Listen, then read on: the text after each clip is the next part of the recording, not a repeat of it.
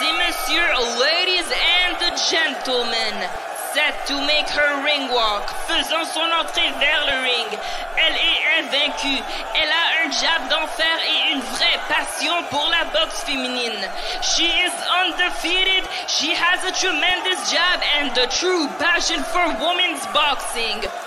Veuillez accueillir la terreur rimouskoise. Let's welcome the terror of Rimouski, Marie-Ève Albert!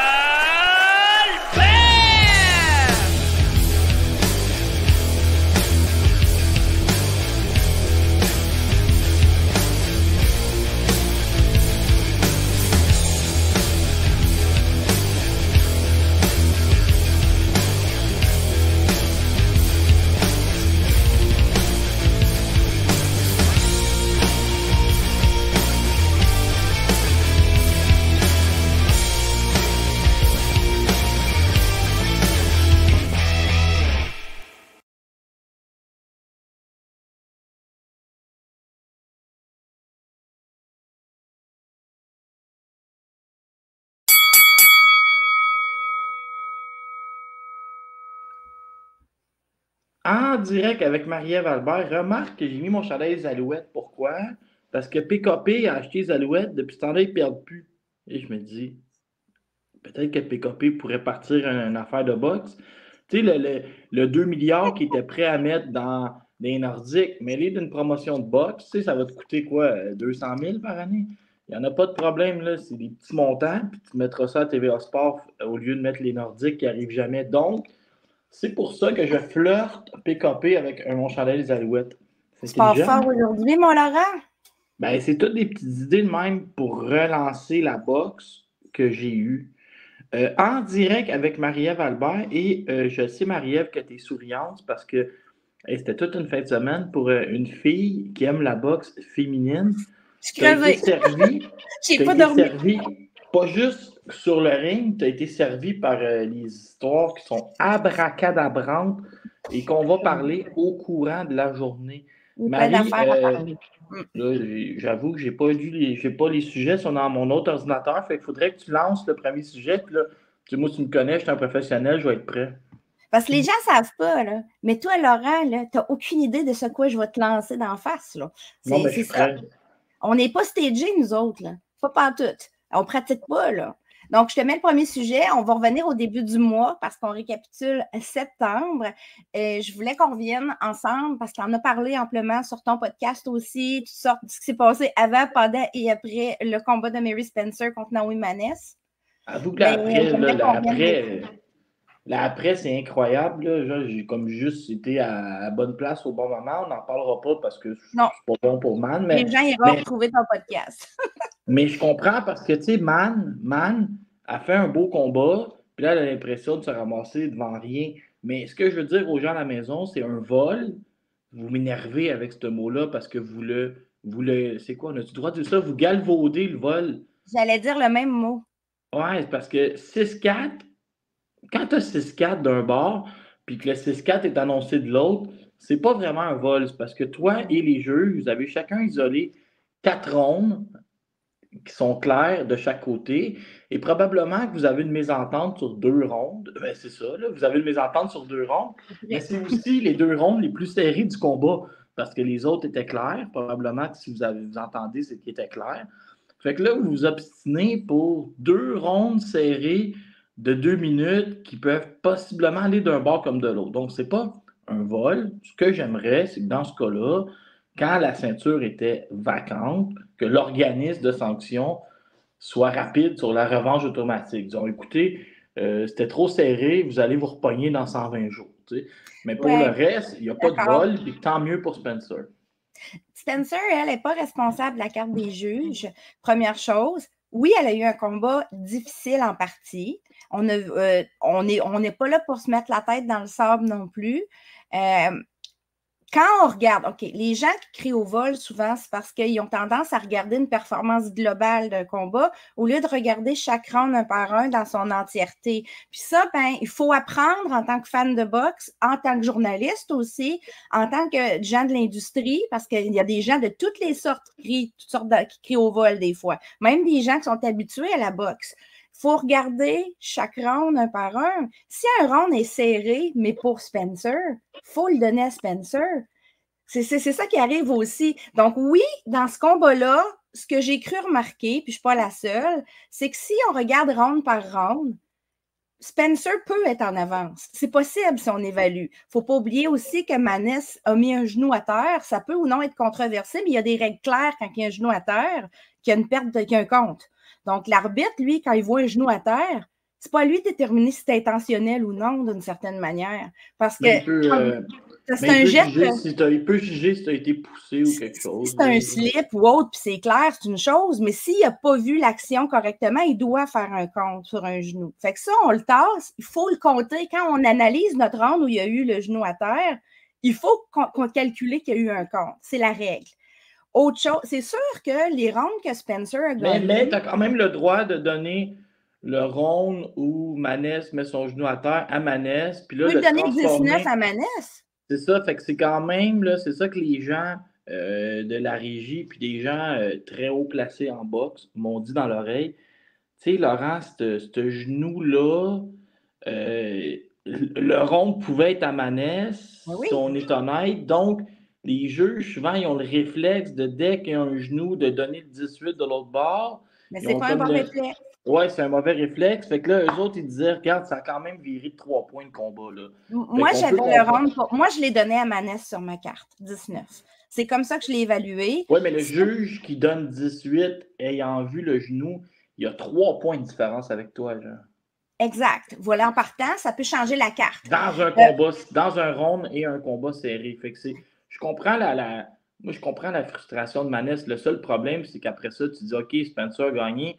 Puis, si dans un monde idéal, il y a une revanche automatique ou, à la limite, on met Man contre, nomme-moi, une des aspirantes top 3, puis elle a tout de suite, elle devient mandatoire. Tu sais, à la limite, c'est la petite compensation qu'on te donne. Regarde, oui, il est arrivé ça. Ton prochain combat en est un d'aspirante obligatoire. Tu sais, il faudrait gâter un peu la personne qui perd le titre par une infime fraction de...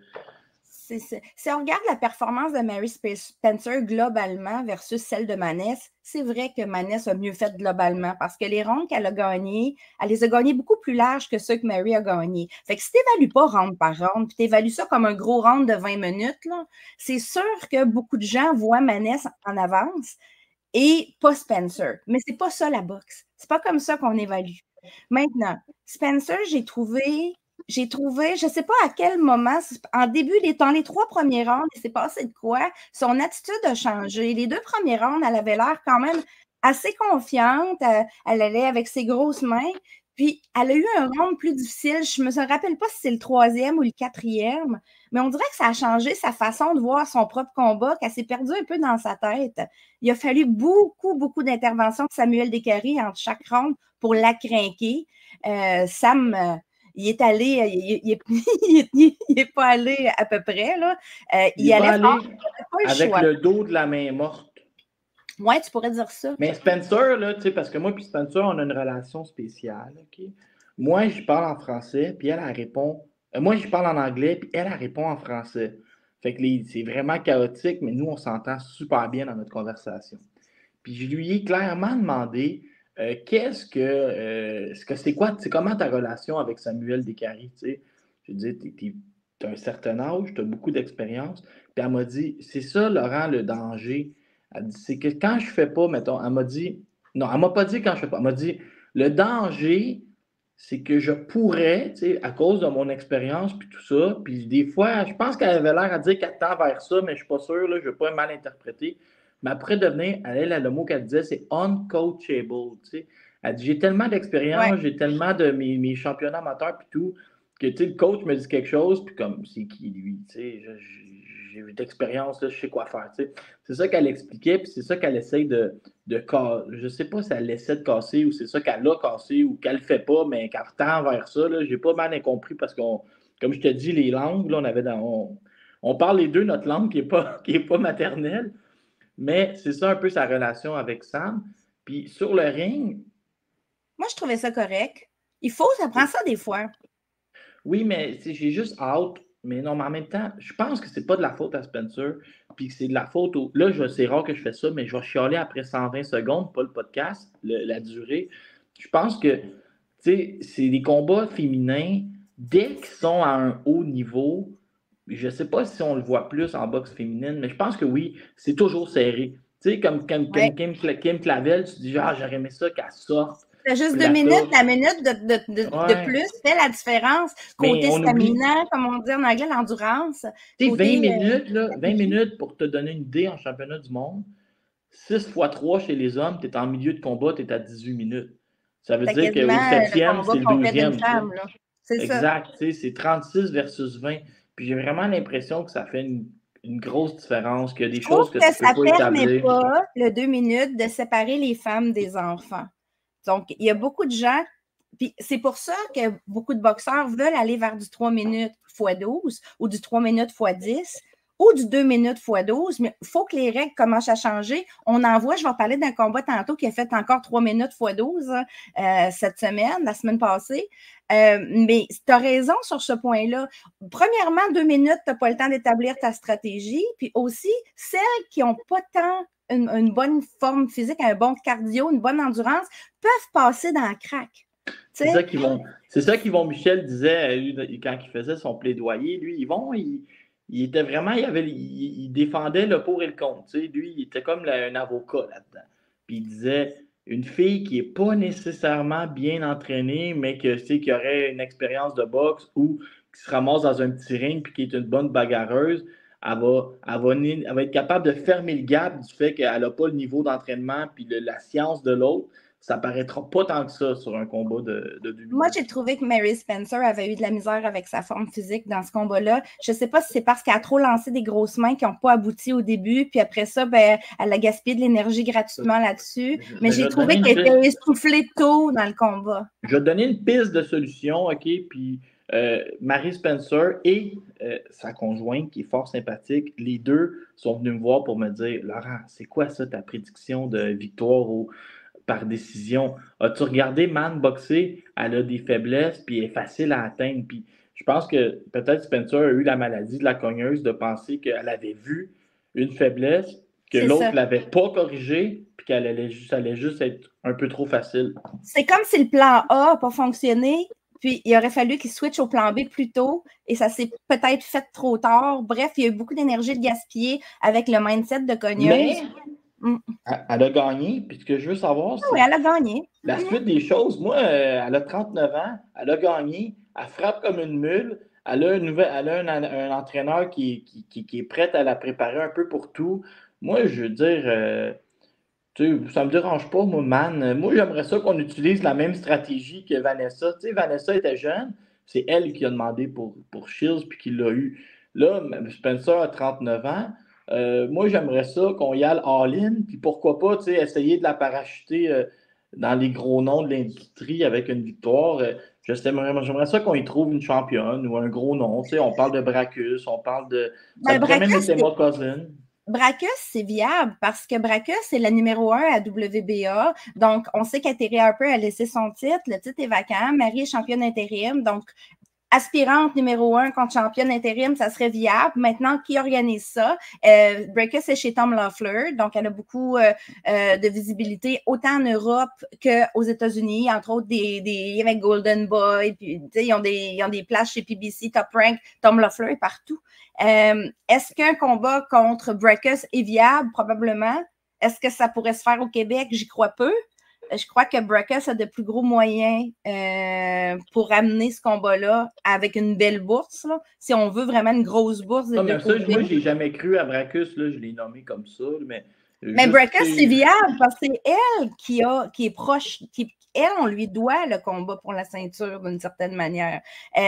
Maintenant, Bracus devait affronter Mokozine. Est-ce qu'elle va vouloir affronter Mokozine pour 2 titres? ou elle va vouloir affronter Mary Spencer pour un titre? C'est la question à se poser. Entre Breckus et Mary Spencer, il y a une fille qui s'appelle Claribel Mena. Claribel Mena a un combat prévu en France contre Beauchamp. Marine Beauchamp, c'est très bientôt.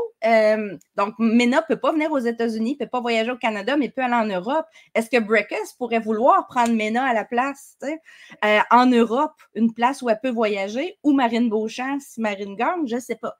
Maintenant, Emma Cousin, c'est viable, mais là encore, Emma Cousin est signée chez Queensberry. Il faut lui offrir une belle bourse si on veut l'amener au Québec. Contractuellement parlant, Emma Cousin, elle a un promoteur. Moi, je n'ai pas parlé de Québec, là. J'ai parlé. C'est ça, mais ça pourrait se faire ailleurs. Suivre le plan de faire un peu la même chose qu'on a fait avec Vanessa. Emma Cousin, la championne. Puis... Oui, Emma Cousin sur une carte de Queensberry en Angleterre ou ailleurs, c'est tout à fait viable. Maintenant, il faut voir à l'organiser. Est-ce que Emma Cousin est là? C'est quoi le plan d'Emma Cousin? Je ne sais pas.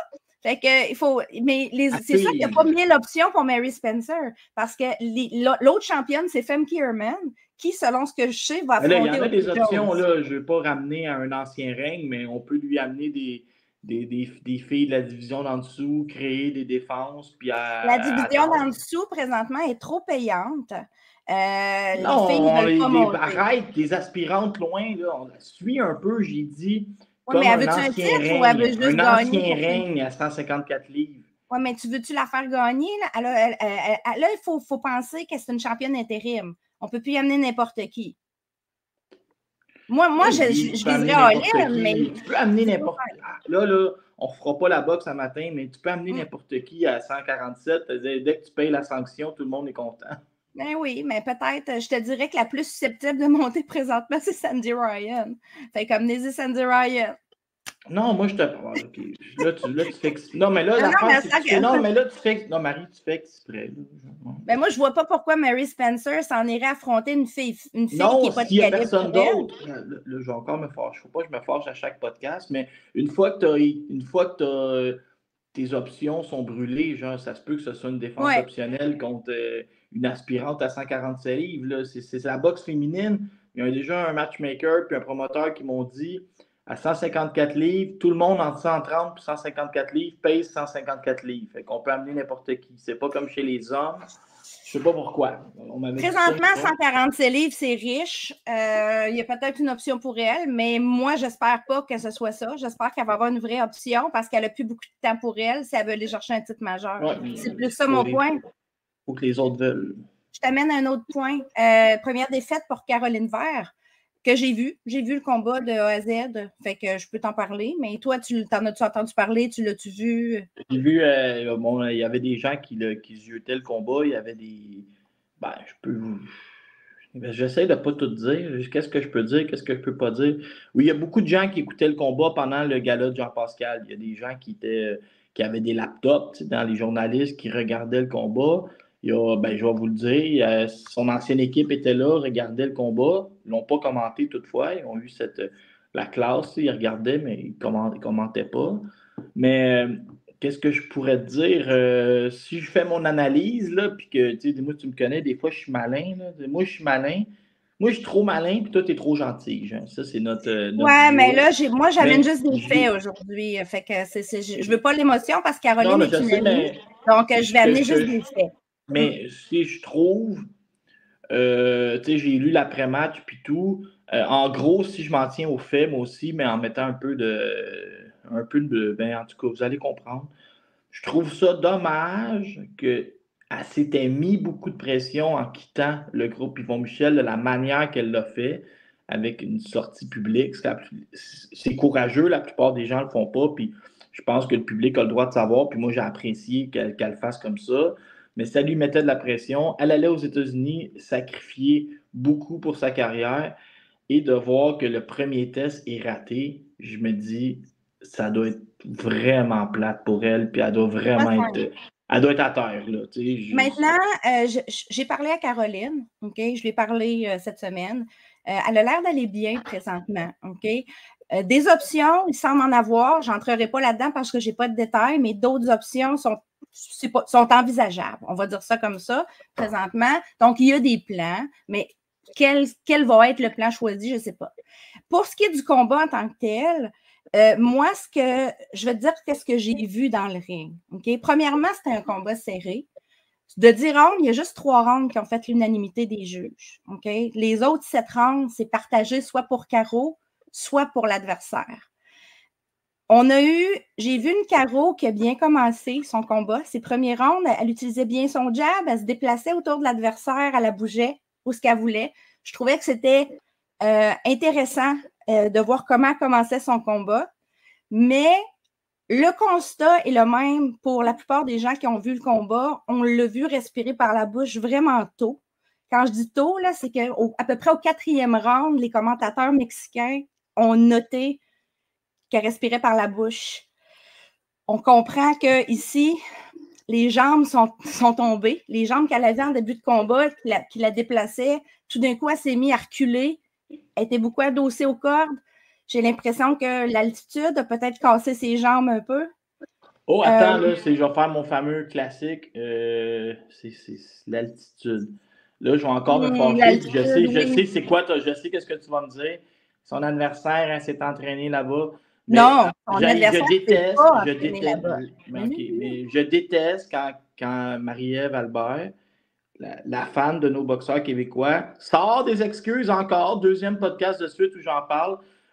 J'espère que tu as fouillé pour me dire que l'adversaire, elle travaille de 9 à 5 pendant que Caroline Veit avec Kiko Roma aux États-Unis. J'espère que tu es là pour me dire qu'elle a 3 enfants, qu'elle va les porter à la garderie.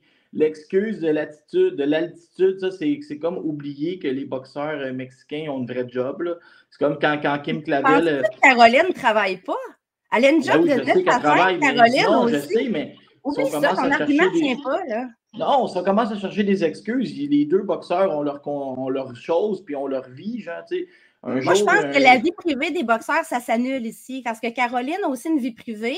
Elle a une conjointe à un enfant. Pourquoi je te parle d'altitude? Parce que c'est son premier combat à vie à 2200 mètres. Tandis que l'autre est là, elle vit là, puis elle a toujours vécu là. Donc, ça non, moi, j'aime pas ça, les excuses. Mais elle a été donc, battue par une fille si tu prends ton argumentaire, OK, je vais prendre ton argumentaire. Elle a été battue par une fille meilleure en soir donné. Donc, une défaite ne peut pas s'expliquer. Non. C'est ça, c'est un problème en partant. Une défaite, oui, ça peut s'expliquer. Caroline va faire son post-mortem, mais moi, j'ai parlé à des coachs qui ont vu le combat. Non, parce que ça finira jamais. David Lemieux, ça finira jamais. Donc, dans le fond, on perd par accident. Non, David Lemieux se fait outboxer pendant 12 rondes. Ici, il n'y a pas eu d'outboxing. Attends, laisse-moi finir. Il n'y en a pas eu d'outboxing. Laisse-moi finir. Il se fie sur ce que tu viens de dire. Bon, j'ai un mal à l'épaule. Oh, on passe à d'autres choses. Ah ouais, là, il faudrait prendre BoxRec. Le gars, il a une fiche de. Je vais te nommer Enrica Annabella Farias. Elle a une fiche de 31-7. Ouais, 31-0. Les 7 défaites s'expliquent. Une fois, elle avait mal au genou. Non, moi, je considère qu'une victoire s'explique, une défaite s'explique. Mais c'est mon mindset à moi. Moi, j'ai vu Caroline respirer au 4e round par la bouche, puis ça a été difficile jusqu'à la fin. Caroline, je la connais, elle a un cardio incroyable. Donc, ici, c'est pas juste moi qui l'ai vu, là. Pas mal, tout le monde l'a vu. Donc, est-ce que je dis que c'est l'altitude? Je dis que non. Je dis que l'altitude lui a cassé les jambes, puis a fait qu'elle s'est merculée et être adossée aux cordes. Un jour, avant de mourir, il restait 15 minutes avant de mourir. Régis Lévesque m'a regardé dans les yeux. Il m'a donné tout son code de boxe. Puis la première affaire qu'il m'a dit, tout boxeur qui subit une défaite a une raison ou des excuses. J'ai jamais connu un boxeur perdre, dire qu'il était correct. J'en ai connu une. Martine Vaillant-Misson en Pologne, elle a perdu. On ne peut pas s'améliorer après une défaite parce qu'il n'y a pas de raison de perdre. Ça ne fait pas de sens, Laurent, je suis désolée. Non, il y a des raisons, mais assume-les en privé, travaille sur les raisons pour t'améliorer. Oui, mais c'est moi qui parle d'altitude. Fais pas de ces raisons-là la raison de ta défaite. Genre, ça mais c'est moi qui parle d'altitude, c'est pas Caro. C'est moi qui ai vu ça. Parce que tu les aimes trop. Ouais. Non, c'est parce que j'ai raison là-dessus. Puis désolée pour toi. L'as-tu vu le combat? J'ai vu les 6 derniers ronds. Non, as-tu vu le combat? J'étais au gala de Pascal, j'ai pas vu le combat. Donc, tu peux pas parler de ce que tu n'as pas vu, je suis désolée. Le vieux truc. Non. Le vieux truc pour gagner le débat. Ouais. Non, c'est un fait. Tu peux pas dire que ça ne peut pas avoir eu un impact, l'altitude, sur sa performance. Moi, ce que je déplore... Attends, je vais envoyer un courriel à BoxRec pour qu'ils mettent un astérix à côté du combat. Hein. Mais c'est pas la première fille qui se fait prendre par l'altitude. Ben, elle avait juste à pas prendre le combat. Ça fait partie de la boxe aussi. Ben oui, mais elle l'a pris savait pareil. Pas l'Arena TU, elle n'a pas Wikipédia. Mais elle l'a pris pareil, puis elle a perdu. Donc, regarde, on continue, on va de l'avant. Est-ce que c'est une catastrophe en boxe féminine? La réponse, c'est non. Il y en a qui vont dire, OK, Caroline est âgée, un peu plus âgée, elle n'a pas 20 ans, c'est vrai. Mais est-ce qu'il y a des options en boxe féminine? On peut en avoir rapidement? La réponse, c'est oui. J'ai mis les un exemples. Fait que moi, je m'attends à en voir plus. J'aimerais voir un rematch, premièrement, dans un endroit neutre. Un rematch, mais là, il faudrait le faire sur le plancher, que tout le monde a eu la même... Non, mais un rematch aux États-Unis, c'est un territoire neutre pour les deux filles. C'est pas en altitude nécessairement. Je pense qu'on pourrait voir le meilleur des deux filles. On parle que Chavaria, c'est une fille que Caroline aurait dû battre. Elle aurait dû battre Chavaria. C'est une fille qui est capable de battre. Caroline a eu des filles du même genre devant elle souvent dans sa vie. Elle sait quoi faire avec ces filles-là. C'est ça qui a été difficile parce qu'on n'a pas vu ce que Caro était capable de faire. Il y a des impondérables qui sont arrivés dans ce combat-là que je ne nommerai pas ici. Mais en tout cas, moi, je considère qu'il n'y a pas de drame. On est rendu aux impondérables là, pour expliquer la défaite. Ben, il y a des impondérables. Moi, j'explique rien. Je dis qu'il y a des impondérables qu'on ne sait pas. On n'est pas dans la tête des boxeurs. On n'est pas dans leur vie privée. Je veux dire, ça a été un fleuve tranquille, sa préparation. Moi, c'est le côté que j'aime pas. Je vais donner un autre tranquille. La réponse est oui. Ah, OK, je vais donner un autre de mes exemples. Genre, un jour, il y a un boxeur français qui vient affronter David Lemieux. David Lemieux fait une contre-performance. Là, on commence à chercher des excuses. Le boxeur français, il travaillait dans l'animalerie à ses parents 12 heures par jour, 3 jours avant le combat. Genre. Mais qu'est-ce que ça change en performance dans le ring? Mais là, il travaillait à l'animalerie pendant que l'autre était en physio, puis avec les massothérapeutes, puis qu'il avait accès à tout. J'espère que ça change quelque chose dans le ring. Mon ami Martine Vallière-Bisson qui veut revenir, là, est en physio, en ergo, en massothérapie. Il y a un boxeur professionnel, il y a des choses à faire que les Mexicains n'ont même pas moyen de se payer. Oui, mais ça, c'est des arguments, c'est hypothétique. On ne le sait pas. On ne sait pas la vie du boxeur, on ne sait pas ce qu'ils vivent dans leur quotidien. David Lemieux ne travaillait pas de 9 à 5, arrête là. On dirait que tu veux pas reconnaître qu'il y a des gens choyés versus des gens non choyés. Mais pourquoi on parle de David Lemieux dans le combat de Caroline Vert contre Chavaria? Ça n'a pas inventé leur vie. Ben, si tu ne me laisses pas parler, je n'ai pas inventé le côté A et le côté B de l'équation. Il y a des boxeurs qui ont des promoteurs. Un côté A peut perdre, on est d'accord? Oui, mais pourquoi? Un côté A perd, il y a des raisons. On ne dit pas juste que le côté B a été meilleur et allons de l'avant. Oui, mais on peut dire ça, mais après ça, il faut aller voir où il a été meilleur puis pourquoi. Il y a des raisons pourquoi tu n'as pas été à la hauteur dans le ring de ce que tu t'attendais. Oui, mais parle-moi de stratégie de combat, parle-moi elle n'a pas travaillé moi, j'ai vu. Tu me parles d'impondérable puis de montagne. Mais oui, mais c'est ce que je suis en train de t'expliquer. Je suis en train de te dire que Caroline a bien commencé. Puis au moment où elle a commencé à respirer par la bouche, elle s'est mise à reculer, elle s'est ramassée adossée au corps, puis elle a subi les assauts de la Mexicaine tout le long. C'est ça que j'ai vu dans mon constat, c'est ça. Fait que je ne peux pas te dire autrement. Elle a bien commencé. Il y avait un haut volume des deux côtés, puis elle a marqué des points.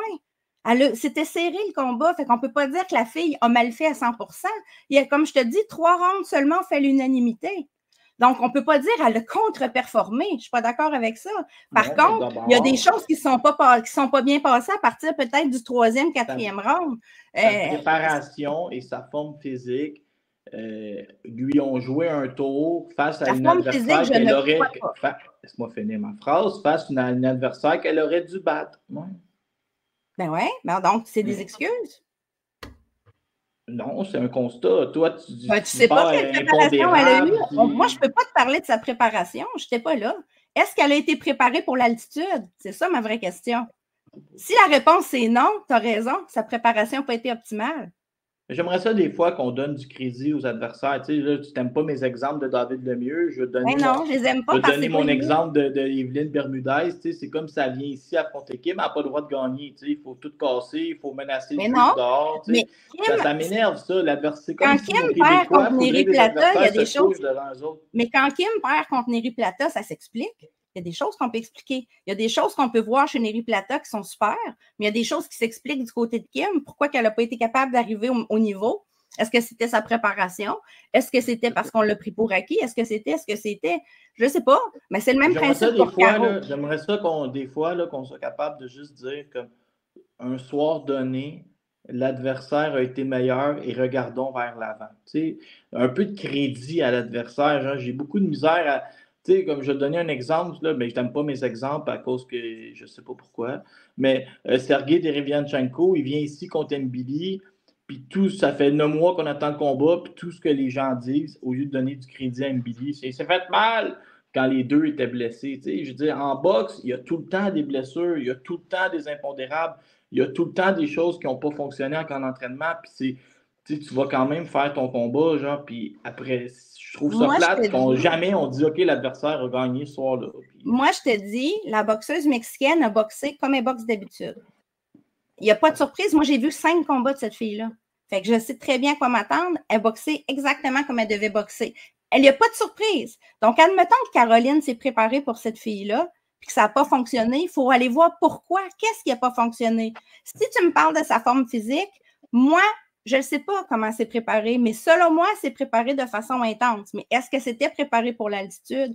Est-ce que c'était préparé pour tout ce qui s'est passé là-dedans? Est-ce que c'était préparé pour la bonne adversaire? Je ne sais pas. C'est tous des points d'interrogation. Moi, je peux juste te dire le constat que j'ai. Je parle de constat. C'est qu'elle respirait la bouche ouverte tôt dans le combat et qu'à partir de ce moment-là, elle s'est mise à reculer, elle s'est mise à arrêter de faire des déplacements, elle s'est mise à perdre de la force dans ses coups. C'est ça que je te dis comme constat.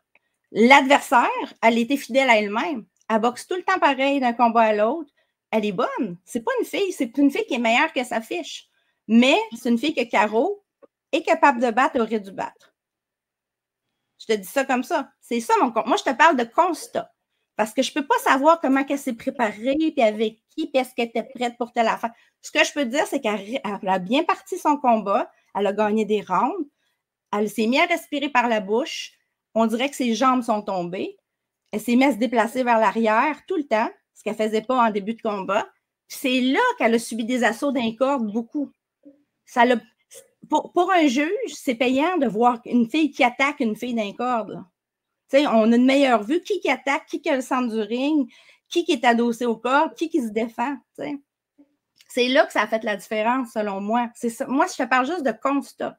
Pour le reste, c'est juste des points d'interrogation. Je ne peux pas savoir, est-ce que Caro travaillait de 9 à 5? Est-ce que si, est-ce que ça? Non, est-ce que Caro, est-ce que l'éloignement de sa conjointe, puis tout ça, ça a eu un impact? Bon. Moi, je ne peux pas embarquer là-dedans. Je vais y aller dans le... Là, je t'ai laissé parler. Laisse-moi finir une phrase. Là, je voulais juste dire que le côté de l'altitude, c'était une donnée lors de la signature du contrat. Donc, oui. J'ai un peu de misère. Et là, toi, tu dis que tu ne l'utilises pas comme une excuse pour expliquer la défaite. Mais j'ai un peu de misère que quelque chose qui est présent lors de la signature du contrat devienne, entre guillemets, une explication quand il arrive une contre-performance ou une défaite. Tu sais, ça, j'ai bien de la misère avec ça. Ben, moi, je pense que oui. Ça existait, l'attitude. C'était pas quelque chose même si ça existait, ça ne veut pas dire que ça n'a pas eu un impact sur on entend depuis 1994 que les joueurs qui vont jouer contre l'Avalanche du Colorado sont fatigués et ils ont des pompes à asse sur le banc. Tu sais, je veux dire, je comprends ton point, Laurent. Je comprends ton point de A à Z. Tu as raison, c'est une donnée qui était connue. Mais ça ne veut pas dire qu'elle n'a pas eu d'impact parce qu'elle était connue.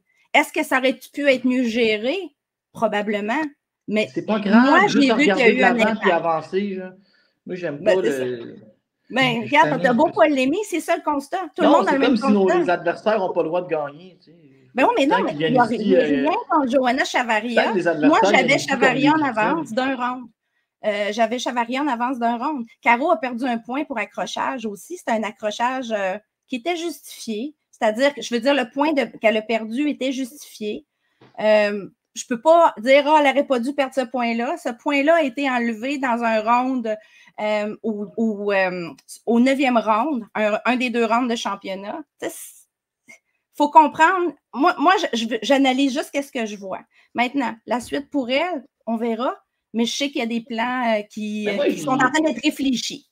Mais tu sais, comme en boxe féminine, la défaite n'a pas la même impact qu'en boxe masculine, là, où le zéro prévaut. Je trouve tellement que c'est même pas super grave. Genre, tu sais, échanger une défaite, échanger une défaite pour 10 rondes d'expérience, à la limite, moi, je serais capable de virer ça en positif et dire c'est pas grave, à la boxe, il y a un vieil adage qui dit on est aussi bon qu'à notre dernier combat.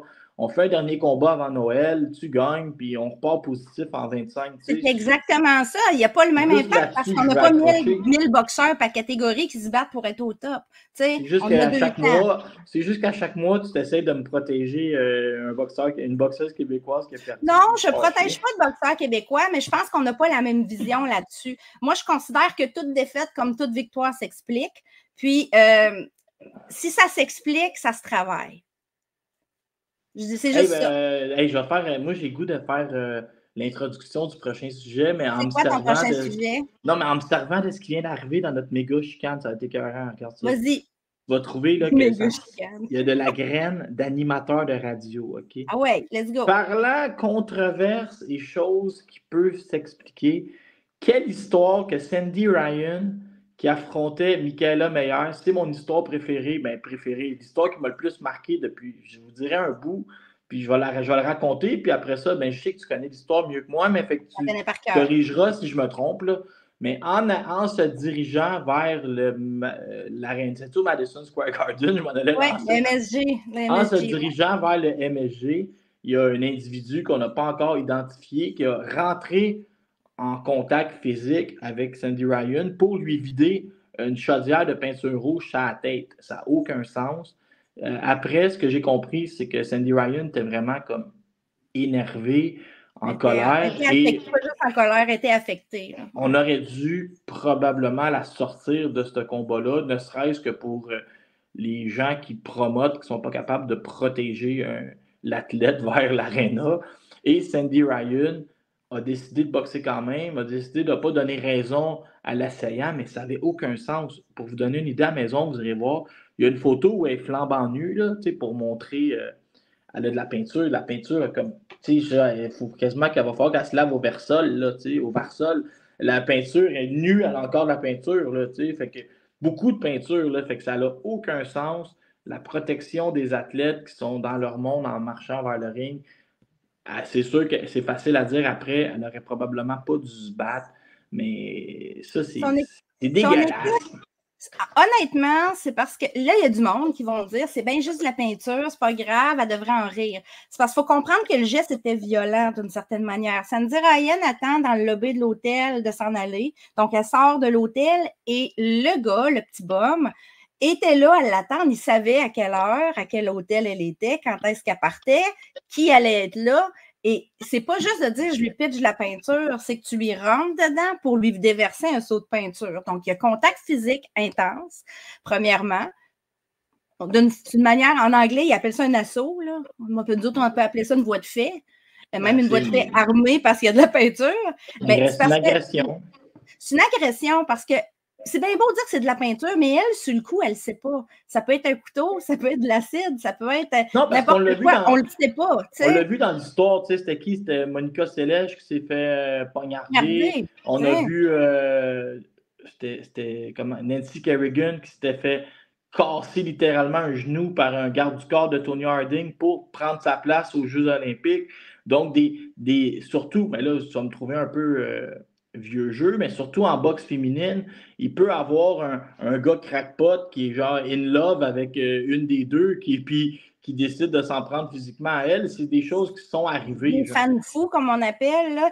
Ça peut être des fans fous. Ça peut être aussi, tu sais, elle accuse. Pourquoi elle a accusé l'équipe de Mayer? Parce qu'il y a un contexte. Il faut comprendre que depuis le début, depuis un an et demi, il y a une rivalité entre les deux à cause d'un entraîneur qui s'appelle Keiko Roma, qui était pendant 10 ans avec Mikaela Mayer, mais qui a changé de camp pour s'en aller avec Sandy Ryan. Pendant tout le camp, Mayer a exposé un peu la situation en lisant des tweets, des courriels. Elle fait référence à Coach K. À Coach K. Bon, je te vois plus, Laurent. Tu es disparu. Bon, t'es de retour. Laurent a eu un appel, excusez-nous. Ouais. Tu disais Coach K, oui, il y a eu beaucoup de blablabla pendant le camp d'entraînement. Les coachs, on parle de K, mais aussi de Flick Emmanuel ont répondu. C'était pas toujours sain des deux bords. Bref, il y a une vraie rivalité qui existe. On l'a vu aussi à la conférence de presse où il y a eu des doigts d'honneur. On l'a vu à la pesée où il y a eu beaucoup de trash talk. Sandy Ryan, elle cause beaucoup ça, tu sais, je dis, genre, je vais revenir à ma bonne amie Marie-Pierre Roule, je l'ai appelée je l'ai appelée à 11h15, tu sais, j'ai attendu qu'elle finisse sa fondation pour savoir si elle était à New York, parce que je la soupçonnais. Puis Marie-Pierre, elle me disait, je venais de perdre mon combat de championnat du monde, c'était fini, puis elle riait de moi, là, Sandy Ryan, avec son équipe, il me pointait en riant, tu sais, puis elle dit, eux autres, ils sont beaucoup, ils sont chez eux. Nous autres, on est 4-5, tu sais, puis elle me pointe en riant, là, elle dit, pas une bonne personne, mais tu sais, en même temps, bonne personne ou pas, ça marche pas de même un combat, mais je veux juste dire que c'est certain que Sandy Ryan va causer de l'animosité dans chacun des combats. Puis Maillard, elle donne pas sa place non plus. Fait qu'on a deux gros caractères qui ont tendance à se défendre. C'était clair qu'il allait avoir un build-up de ce fight-là, de ce combat-là. Maintenant, ça justifie aucunement que quelqu'un se fasse asperger de peinture. Je trouve que c'est plate parce que ça vient éclipser un combat qui est combat de l'année pratiquement pour l'instant chez les femmes. D'accord avec la carte des juges. J'ai lu beaucoup de juges. Ben, j'ai lu que moi, j'avais un combat nul. Mais tu sais, comme je reviens tantôt avec mon point, là, que tu as 6-4 de chaque bord, il n'y a pas de vol. On peut pas dire que c'est un vol. J'ai lu qu'il y a beaucoup de gens qui avaient un malaise sur le 97-93. Oui, moi, j'ai un malaise sur le 97-93. Je pense que ça pouvait être 96-94 des deux bords ou un combat nul. Moi, j'avais un combat nul. Maintenant, il y a beaucoup de gens qui contestent, qui trouvent que Sandy aurait dû gagner. D'autres trouvent que Michaela méritait sa victoire parce qu'elle s'est fait voler, entre autres, contre Jonas en début d'année, dans un type de combat similaire, même catégorie de poids. Moi, je parlerai pas des scorecards parce que j'avais un combat nul et j'ai simplement apprécié le combat. Je peux te dire, je me suis assise là, puis j'ai dit, mais quel beau combat, ça m'a rappelé Taylor Serrano 1. Là, c'était comme... As-tu l'impression qu'en boxe féminine, ce qu'on racontait tantôt, que c'est très difficile de prendre les devants, là, les combats demeurent très serrés quand ils sont à un haut niveau. On devrait, là, ça c'est mon idée, là. Les deux filles, tu vois ici, les deux filles ont chacune 2 défaites. OK? Là, le combat était ultra serré. On s'en sac un peu des résultats. Trilogie. Merci, bonsoir. Ah, moi, j'aimerais ça. Une fois aux États-Unis, une fois chez vous, une fois la plus payante. J'aimerais ça, mais avec une performance comme ça, je présume qu'il va falloir aussi bien payer ces filles-là parce qu'elles ont livré la marchandise, pas à peu près comme carte principale. C'est un combat aussi bon et même meilleur que plusieurs combats chez les hommes. Là. Il n'y a pas photo. C'était enlevant du premier round à la fin. Il y avait du volume, de la puissance. Les deux filles ne sont pas parfaites. Hein. Michaela Maillard, elle a un défaut qu'elle a continué d'avoir. Elle a une tête statique. Elle ne bouge pas beaucoup sa tête. Donc, pour Ryan, ça faisait une cible de choix. Mais Ryan... ça parce que Maillard, elle a beaucoup d'expérience. Je la trouve géniale. Je la trouve géniale dans son allonge de jab. Ah oui. Puis techniquement... Mais après ça, elle lance pas toujours assez de volume. Elle n'est pas toujours assez bonne en défensive. Fait que là, elle vient comme avec un revers de la médaille, genre, je sais pas. Mais c'est ça, c'est pas une boxeuse parfaite, mais Sandy Ryan non plus. Sandy, elle avait un défaut aussi dans ce combat-là. Elle rentrait émotive dans le ring. Des fois, quand elle rentre pas émotive, elle boxe mieux. Mais là, elle était émotive pour toutes sortes de raisons. Parce que c'est meilleur, parce qu'elle a eu un assaut avec la peinture, etc. Mais ça fait qu'elle avait l'air d'une chasseur, tu sais, le chasseur qui court après sa proie, elle a suivi beaucoup Maillard. Et ça, au lieu de couper le ring puis d'imposer un peu son tempo, je pense qu'elle a perdu peut-être certains rounds à cause de ça, parce ça donnait l'impression que c'est Maillard qui disait « Viens ici, ma petite fille », tu sais. Mais dans un monde idéal, tu sais, comme au baseball, mettons, où c'est moins compliqué puis il n'y a pas de pesée officielle, là. Remis pour cause de pluie, tu sais, puis tu recommences dans 2 jours, mettons. Mais honnêtement, je trouve ça dommage parce que l'assaut a changé quand même quelque chose. Sandy est probablement... Elle a beau dire « Ah, je vais le faire, le combat ». Tu sais, t'es le combat principal. T'as la pression de le faire aussi. On n'en parle pas de ça. Kai Koroma voulait pas. Mais je trouve que le promoteur adverse n'a pas réussi à protéger l'athlète. Oui. Puis, tu sais, quand Kriegel est allé l'interviewer, elle venait d'arriver au Madison Square Garden, elle est arrivée en retard, bien sûr. Clairement, on l'entend dans l'entrevue, la voix est chancelante, est hésitante dans ses réponses. On voit qu'à vie, là, le rush d'adrénaline est en train de tomber, puis c'est vraiment comme la petite bête tremblante. C'est probablement ce que tu veux pas, genre un rush d'adrénaline avec le kick-down qui vient après quand il faut que tu ailles faire la grosse performance. Tu sais. Ouais, exact. Là, il faut que je te parle de ça. Le même soir, c'était une grosse soirée pour la boxe féminine. Il y avait un combat qui était très attendu, qui n'a pas, si je comprends, ça n'a pas livré. Devin Pearson. Là, c'était où le combat? C'était en Géorgie? C'était en banlieue d'Atlanta. Ouais, c'est ça, dans l'état de la Géorgie. Mais on dirait que c'était bizarre comment c'était filmé, c'était sombre. J'ai trouvé que ça faisait cabochon, genre la manière que c'était filmé. Je vais t'expliquer un peu le contexte aussi, OK? Reculons en arrière d'à peu près un an et demi. Alicia Baumgartner teste positif pour des substances illégales. Son promoteur, Matchroom, à l'époque, la défend pas trop, hein, on va le dire, là. La défend pas pantoute. Silence radio de la part de Matchroom en lien avec ça. Elle est suspendue pendant 6 mois à peu près. On la blanchit, on lui laisse ses titres en lui disant que c'était, en justifiant que c'était du dopage involontaire. Elle revient, et ça, c'est son premier combat de retour. C'est un combat ordonné contre Delphine Pearson, et ça se rend au purse bid. Comme Alicia Baumgartner n'avait pas envie d'aller sur la carte, Matchroom allait bider de toute façon pour avoir ce combat-là. Elle s'est organisée avec son gérant et son équipe pour qu'eux autres bid un petit peu plus haut, bid aussi. Donc, c'est l'équipe de Baumgartner qui a gagné le purse bid, mais ce n'est pas un promoteur, ce n'est pas une promotion en tant que telle. Donc là, ils sont pris pour organiser un gala de boxe quand même assez coûteux, avec peu de moyens, au lieu d'avoir laissé Matchroom.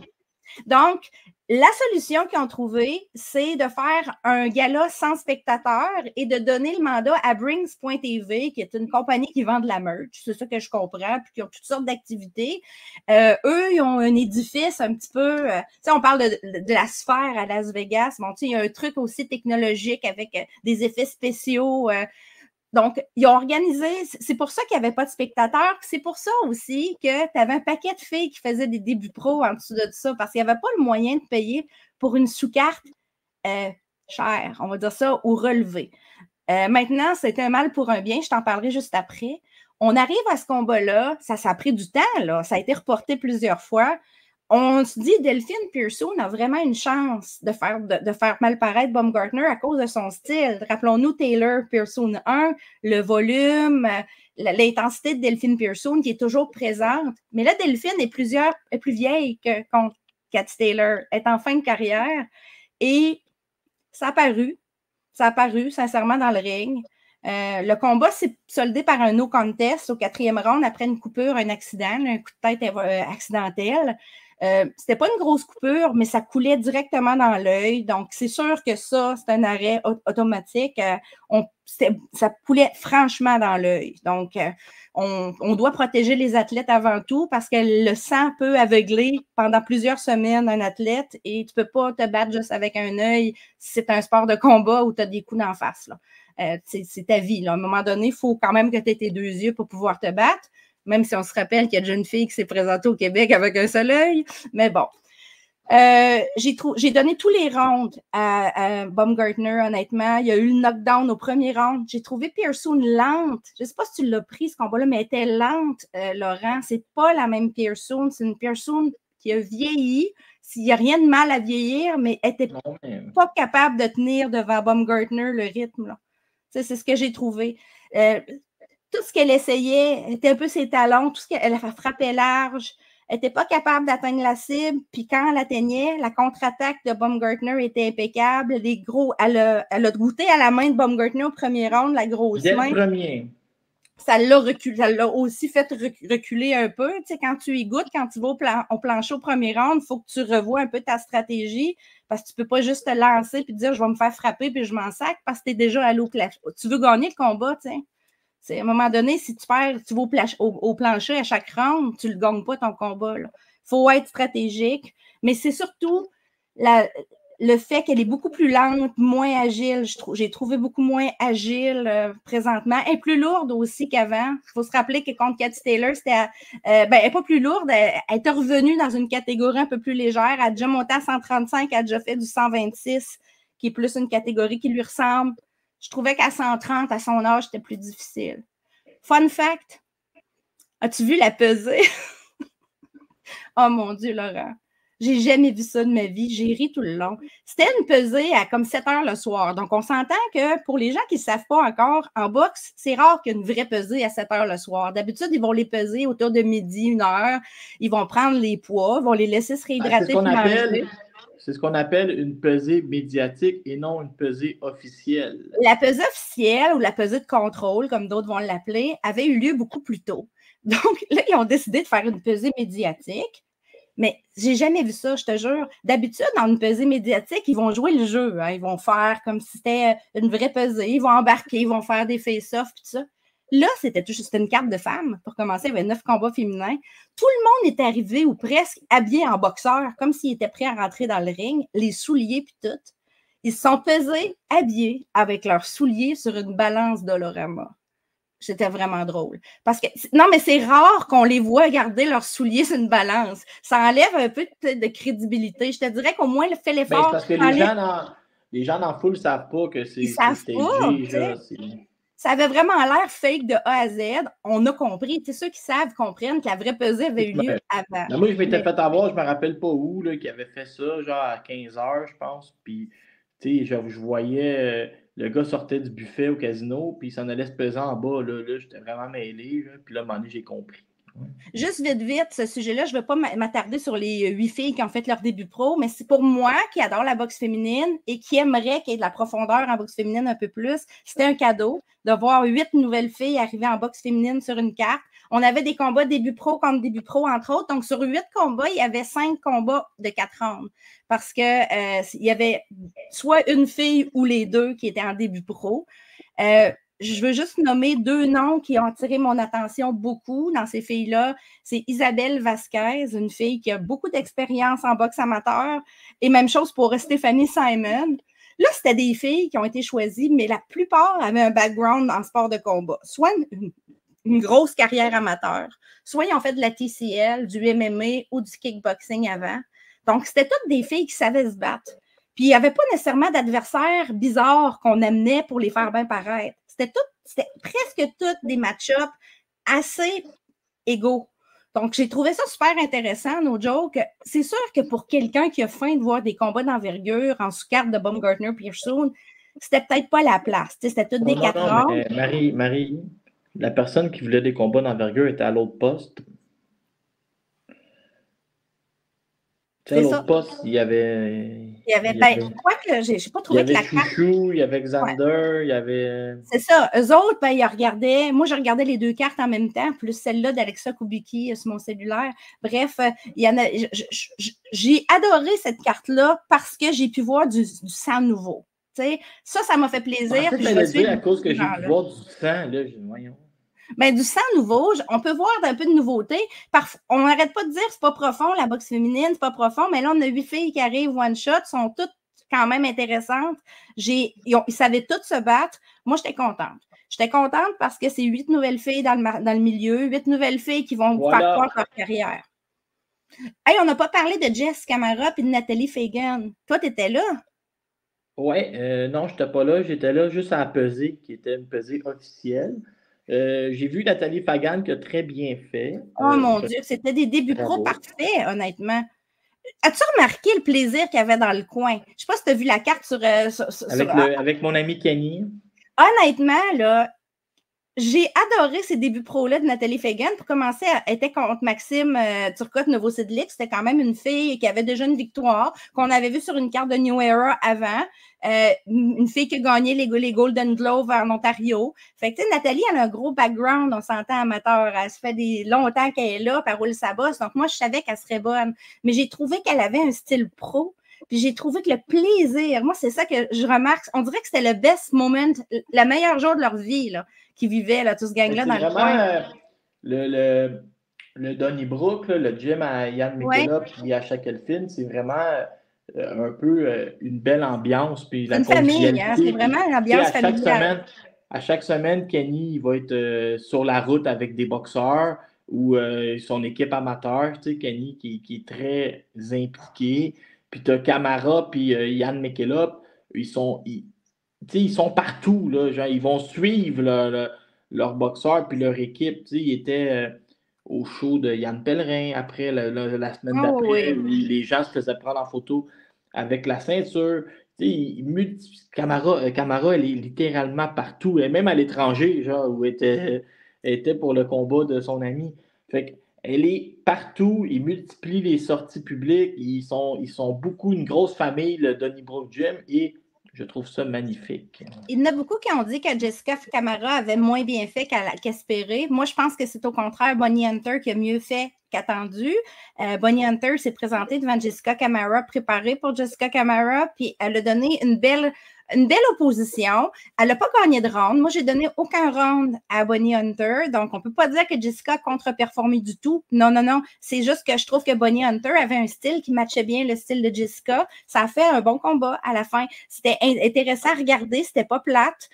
Faut comprendre aussi que Jessica a subi une coupure tôt qui l'a dérangée.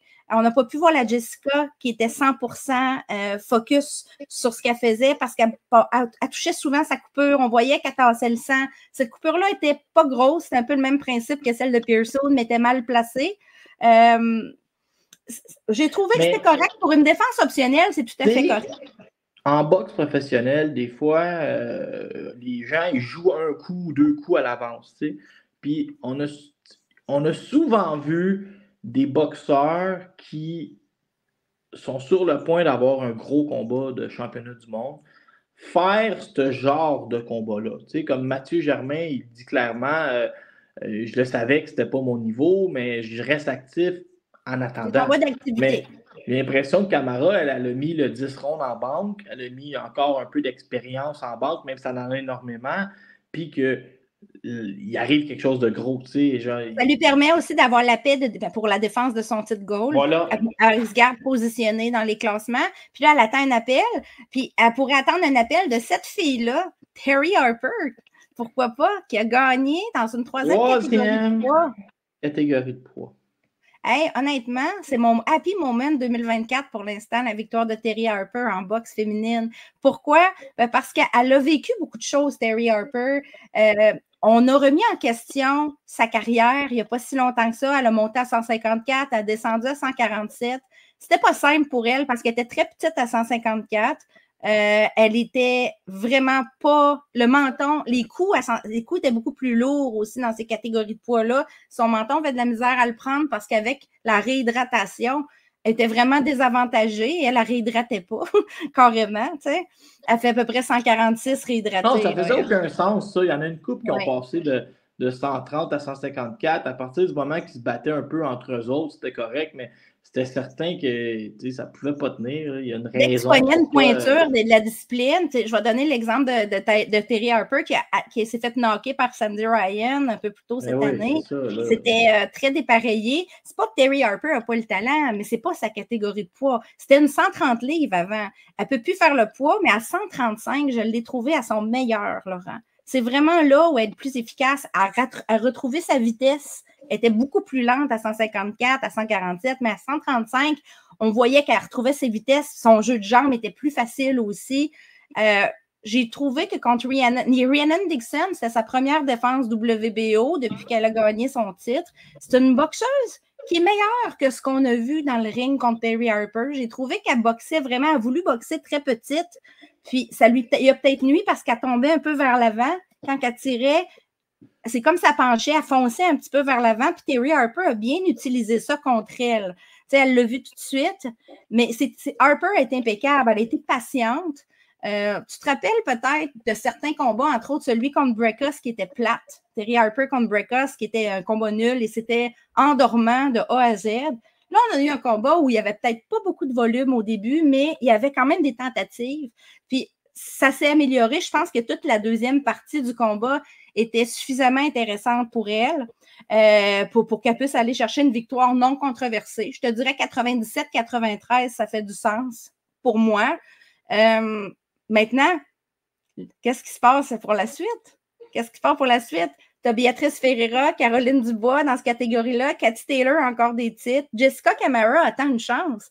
Moi, c'est le combat que j'aimerais voir, Camara contre Harper, parce que les autres sont occupés de toute façon. On se le souhaite. Ben, une ceinture, c'est une ceinture. Si Camara peut se battre contre Harper et faire un beau combat, je pense que les deux styles matcheraient bien. Ça ne veut pas dire nécessairement que Camara gagnerait ou perdrait, mais je pense qu'on aurait un match-up de qualité ici, puis on est rendu là. Ce serait pour le titre WBO. Moi, si c'est Matchroom a déjà eu des bons contacts avec Jessica Camara dans le passé. Elle a déjà été sur leur carte. Ben oui, puis elle avait très bien fait. Elle méritait un meilleur sort contre... C'était-tu contre Tori Nelson? Comment s'appelait la fille qu'elle aurait dû battre là, en demi-finale du tournoi? Là? J'étais fâché. Kelly Reese. Kelly Reese, c'est ça. Je vais te parler de Liana Cruz contre Maylis Gangloff vite. Autre candidat à combat de l'année. C'était vraiment intéressant. Je mets encore même Maillard contre Ryan en avant, mais si on avait à faire un top 3, présentement, c'est mon deuxième. Et serré. Ces deux filles-là se sont présentées. C'était la première carte de Brian Cohen et Kelly Reese, Cohen Promotion, Cohen Promotion, je te dirais. Et le combat était endiablé. Moi, je n'étais pas d'accord avec les cartes. On a eu 3 cartes vraiment assez largement en faveur. Non, assez largement en faveur de Liana Cruz. Moi, j'aurais tendance, tu sais, mettons qu'on était avec juge neutre, en droit neutre, là, je l'aurais donné à Maylis Gangloff. Ça n'existe pas, des juges neutres. Ça n'existe pas, mais mettons des juges qui ne sont pas 3 juges américains de l'État de la Géorgie en droit de la promotion, je dirais ça de même, ou de Philadelphie. Ça, c'est il y a des États qui ont le vieux règlement où ils font travailler seulement leurs juges. J'ai trouvé que Maylis Gangloff, c'est elle qui a fait les attaques qui ont eu le plus d'impact. J'ai trouvé que pour Liana Cruz, c'est une vedette montante à 115 livres. J'ai trouvé que c'était un bon test pour elle. On a vu qu'elle était capable de toffer 8 rounds intenses parce que avec Maylis, c'est toujours intense, là. Il n'y a pas d'arrêt entre chaque round. Je veux juste déplorer quelque chose. J'ai trouvé que Liana Cruz a manqué de classe, mais largement après le combat, puis même avant. Je ne connais pas cette fille-là personnellement, mais quand tu as un combat aussi intense, faire des doigts d'honneur au moment où l'arbitre te lève le bras, puis traiter l'autre de nom, c'est pas acceptable. Montre-le de vidange. Non, mais il y a une limite. Tu sais, à un moment donné, tu viens de te battre 8 rounds, c'était 8 rounds intenses. C'est candidat à combat de l'année, respecte un peu l'adversaire. Moi, ça me dérange pas si tu le fais avant, puis que, tu sais, exemple, ça fonctionne, là, tu fais péter les plombs ton adversaire, tu sais, ça peut être une stratégie. Ça, c'est du build-up. En effet, une fois que la carte des juges est donnée, là, slack ton personnage. Il s'est passé des affaires avant. On s'entend que j'ai entendu dire que Liana Cruz a eu de la misère à faire le poids, puis que la manière qu'elle a fait le poids, c'était controversé. OK? J'étais pas là pour le vérifier. C'est quoi controversé? Genre, elle s'est fait couper une jambe? Non, mais peut-être, ce que j'en ai compris, c'est quand... Mettons qu'elle n'est pas restée longtemps sa balance immobile pour qu'ils disent qu'elle faisait 115 livres. On va dire ça de même. Il y a pas eu peut-être une seconde et demie d'attente. Elle avait un pied à côté de la balance, genre. Puis, tu sais, elle était tout nue, puis elle a coupé ses cheveux. C'est ça que. C'est juste ça que. Ça, c'est correct, ça. C'est correct. Mais, tu sais, il y avait de l'animosité déjà à partir du moment. Elle se faisait vomir d'une chaudière avant de monter dans le. Oui, c'est ça. Tu sais, ça arrive en boxe parfois. Mais à un moment donné aussi, l'animosité qu'il y a avant, le build-up qu'il y a avant, il faut quand même respecter le travail de quelqu'un qui est venu, comme toi, risquer sa vie dans le ring. Mais, tu sais, Marie, la boxe, là, c'est comme c'est un microclimat de la vraie société. Il y a des gens qui n'ont pas de classe. Il y a des gens qui n'ont pas de classe. J'ai pas trouvé ici qu'il y avait beaucoup de classe. Puis en plus, Overtime, qui est le promoteur de Liana Cruz, ont flashé beaucoup le petit extrait où elle fait le doigt d'honneur. En fait, j'allais dire, ils ont flashé sa page. Ouais. Non, mais tu sais, ils ont montré. Mettons que c'est en boucle sur mes réseaux sociaux, le fameux. Marie. Il y a eu une histoire où Floyd Mayweather était détesté, mais combien compétent. Et il faisait de l'argent comme de l'eau avec un style défensif parce qu'on rêvait de le voir perdre. Et je ne dis pas que c'est le cas là, mais depuis ce temps-là, ça a été souvent reproduit. Tu sais, Adrien Brunner. Il y a beaucoup de gens qui font comme hey, moi, je vais être le plus détesté. Tu sais, Rolly Romero l'avait essayé. Tu sais. Je dis, ça, c'est la technique de. Ils ont vu Floyd faire de l'argent, puis là, il y a un vieux promoteur qui fait faut que tu te fasses à ça s'essaye. Moi, j'ai d'autres techniques, comme exemple au combat de Pascal, je disais à Martine, va saluer tout le monde dans la foule. Tu sais, poliment. C'est une autre technique, genre, pour te faire apprécier.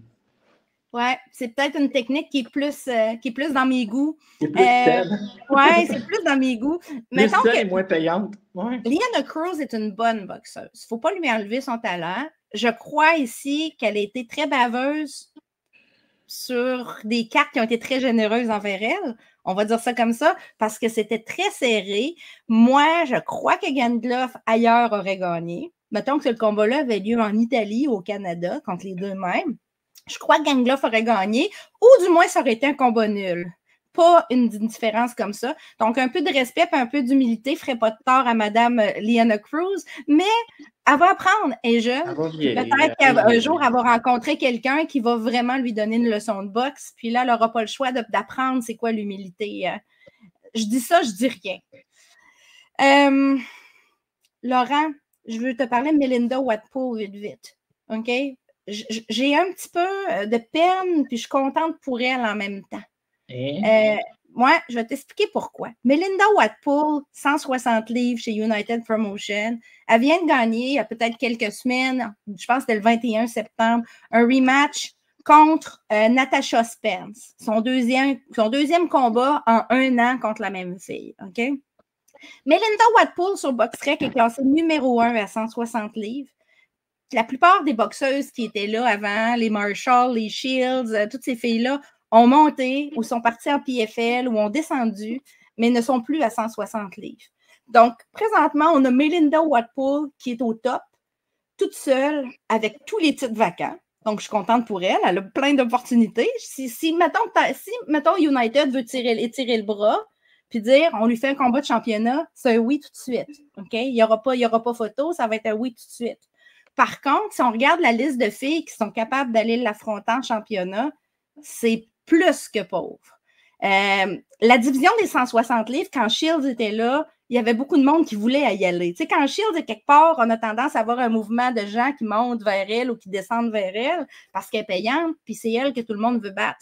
Mais là, Shields est rendu à 175 livres. Melinda Watpool va probablement se ramasser en championnat du monde dans les 6 prochains mois, je dirais même peut-être les 3 prochains mois, avec pas d'opposition. Et ça me fait un peu de peine parce que ça ne veut pas dire que la fille n'a pas le talent pour gagner un titre. Je trouve juste ça dommage qu'elle arrive à l'époque où tout va lui être offert, mais avec peu de gloire au bout. Je dirais ça comme ça. Surtout que c'est des titres vacants. Fait que tu ne peux même pas te vanter d'aller battre la championne. Tu sais? C'est vraiment plus là mon point.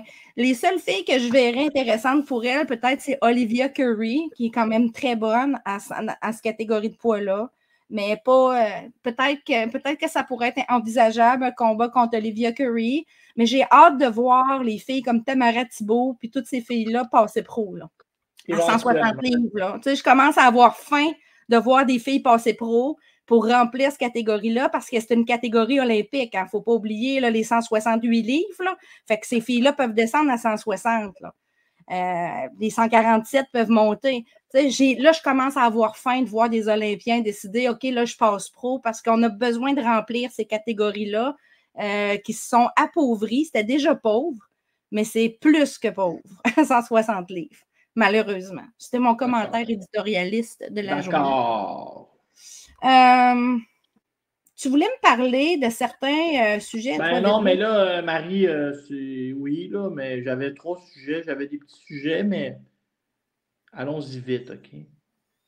Je voulais te parler d'Estelle Mosley, qui a pris le contrôle de la Fédération française. Là, je trouvais ça cool. Elle a dit, ça n'a pas de bon sens, juste 3 médailles, il faut faire monter ça absolument. J'ai hâte de voir... Elle est en campagne électorale, il faut qu'elle se fasse vraiment élire pour commencer. Ouais, là, c'est vrai, elle n'a pas encore été élue, mais je vais surveiller. J'ai hâte de voir si elle va avoir des résultats ou quoi que ce soit. C'est une option comme d'autres. Je ne sais pas qui va se présenter contre elle, mais c'est sûr que ça peut solder la fin de sa carrière professionnelle, clairement. Je ne crois pas qu'elle va continuer de boxer si elle obtient. Je pense qu'elle a tout fait ce qu'elle avait à faire. Oui, aussi. Elle est allée aux Olympiques 2 fois. Là, elle a une carrière pro. Elle est promotrice aussi, il ne faut pas oublier. Elle fait de la promotion. C'est bien correct. Fait qu'elle est rendue là. J'espère simplement qu'elle va pouvoir trouver un moyen d'amener la France, d'aligner la France avec la vision un peu du CIO aussi, parce qu'on veut que les Olympiques, qu'il y ait de la boxe aux Olympiques. Hein. C'est un petit peu ça aussi, là, le point. Là, il y avait un autre petit sujet. Oui. Cette semaine, BoxRec a sorti la carte de groupe Yvon Michel du 14 novembre prochain. Et je dois admettre que moi, j'aime ça quand les cartes sont un peu plus construites comme ça. Là. Yvon a signé 2 nouveaux boxeurs, mais ce qu'on remarque, c'est que la demi-finale et la finale, c'est Marie-Pierre Houle et Kim Clavel. Et ça me fait bien plaisir. C'est dû le 14 novembre. On va voir si le travail qui a été fait en début d'année, parce que là, il y a eu une pause de quelques mois chez Groupe Yvon Michel, on s'entend. Donc, on va voir si le travail qui a été commencé en début d'année va se poursuivre ou si on va prendre une autre tangente. C'est ça que je disais à quelqu'un, tu sais, parce que ça me fait rire, parce qu'on a la même pensée ici. Il y a quelqu'un qui m'a dit, tu sais, Kim, elle va affronter qui? Je ne sais pas, mais j'espère qu'on est dans la continuité de ces 2 victoires en 30 jours et qu'on ne repart pas un cycle, parce qu'on le sait souvent, c'est comme 4 victoires de suite, puis là, tu as ton retour en championnat du monde ou 3 championnats du monde. Fait que là, j'espère qu'on n'est pas sur un retour où là, tu sais, Kim, voir un adversaire, que, je ne sais pas, une fille qui est à 98 livres avec une fiche de 500.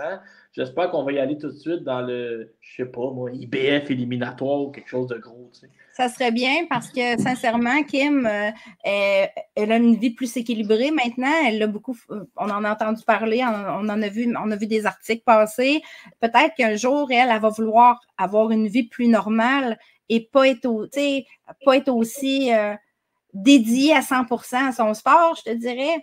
Et le timing est là présentement avant qu'elle puisse aller plus sérieusement dans ses projets personnels.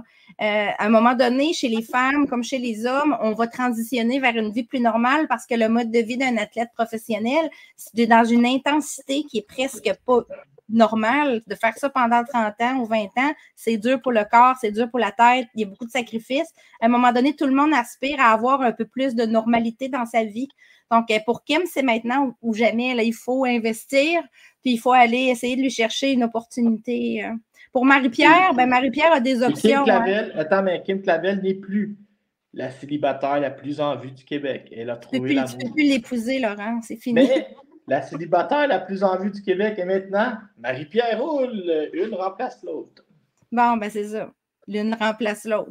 T'avais-tu d'autres sujets? Tu voulais pas me parler de Mikey Mikey Krebs? Oui, mais là, je vais te dire, il va falloir que je quitte bientôt. Fait que... Laurent a des enjeux aujourd'hui. Je suis comme débordé, puis là, mes sujets, c'était des petits sujets, mais je voulais te parler. On en parlera au mois prochain de Mikey Krebs. J'étais content pour Kim et Marie-Pierre d'être fixés avec une date, puis c'est surtout ça que je voulais te dire. Vite, je te dis 2 choses, 2 potins qui sont passés. Ce pas des potins, mais c'est des faits. Nina Menke est rendue championne. J'ai ça passé. Elle a battu Daniela Bermudez dans un Majority Decision en Allemagne. Elle a ramassé le titre que Serrano avait laissé vacant à 126 livres. Donc, c'est un combat qui a été intéressant, mais je crois que le clan Bermudez va aller de l'avant vers un protêt parce que les scorecards sont exagérés et comme il y avait un juge qui a mis ça nul, Bermudez est en droit de demander une révision. On va voir qu'est-ce que ça va donner. On a reçu un communiqué de sa promotrice et c'est probablement vers là qu'il s'enligne, à moins qu'il y ait des revirements majeurs du côté de Bermudez. Il aimerait avoir un rematch automatique dans un endroit neutre avec des juges neutres. Autre fait, Alexa Kublicki a battu par décision Clotilde Delben. Je veux juste souligner que Kublicki est vraiment bien placée. Elle est allée chercher un 2e titre mineur en 2 combats. Elle a été championne NABF des 112. Elle est rendue championne WBC Youth. Ça, ce titre-là, c'est parce que tu as 2 filles en bas de 25 ans qui sont classées à WBC qui s'affrontent. Donc, c'est un titre qui est valable, c'est un titre mineur comme un autre. Maintenant, qu'est-ce qu'on peut s'attendre d'elle? Kublicki a 21 ans. Fait que tous ceux qui m'écrivent en privé pour me dire elle devrait être en championnat du monde rapidement, calmez-vous. Des opportunités, elle en a. Des opportunités d'aller en championnat, elle en a. Mais est-ce qu'elle les accepte nécessairement? Moi, je parle à son équipe, puis ils veulent la faire grandir rapidement, Laurent. Fait que c'est un petit peu. Ils veulent la faire grandir. Là. Ils ne veulent pas l'envoyer direct dans la gueule du loup. Ils veulent en faire une mandatory. C'est pas pareil. Laurent, il s'en va faire ses commissions. Il m'amène avec lui. Non, mais je me prépare. Tu te prépares. Fait que c'est juste ça mon sujet. Je voulais juste mentionner aux gens d'être patient avec Alexa Kubicki qui a juste 21 ans. Donc, cette fille-là a le temps amplement de monter les échelons et de devenir une aspirante obligatoire, ce qui lui amènerait une meilleure paye et des meilleures conditions pour un combat de championnat que si elle accepte une défense optionnelle pour bien faire paraître une championne. Je l'ai-tu dit comme il faut? Ça fait tout du sens, comment je l'ai dit? Oui, on a compris. À 21 ans, tu as le temps d'apprendre. Le but, c'est d'aller faire des rounds contre différents types d'adversaires pour être prêt à tout quand tu arrives au top. Tout est correct. On se voit le mois prochain. On se voit le mois prochain, Laurent, et on parlera de tes sujets de Mikey Krebs et de Alanis. Oui, de toute façon, mon sujet, c'est pour le 2 novembre. Fait qu'on va pouvoir le faire en octobre. On aura le temps en masse. Bon mois de boxe. À plus. Bye. Bye.